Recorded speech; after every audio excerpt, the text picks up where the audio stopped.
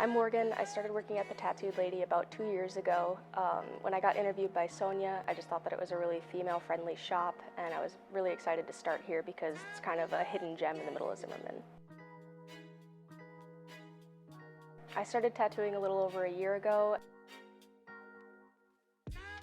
I started out getting tattoos when I turned 18, and I thought that it was a really cool work environment. Obviously not knowing anything about tattooing, I didn't really think of how actually tattooing would be, but after getting tattoos, it just seemed like something that I could pursue because I've always been into art.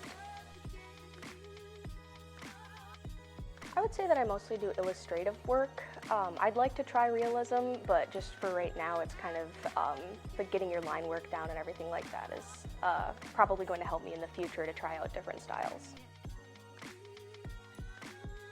There was one in the beginning that I did. It said IGY6, which I think means I got your back.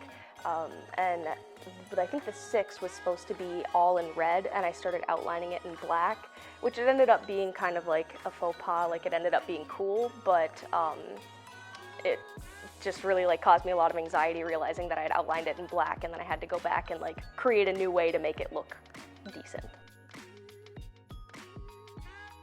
I started a Luna moth on my friend's calf a little bit halfway through my apprenticeship, and it was kind of my first experience getting to just go hog wild and do everything that I wanted to do. And I practiced color or solid color, line work and everything, and by the end of it, it was so much better than I could have imagined, especially being that I started it at the beginning of my apprenticeship.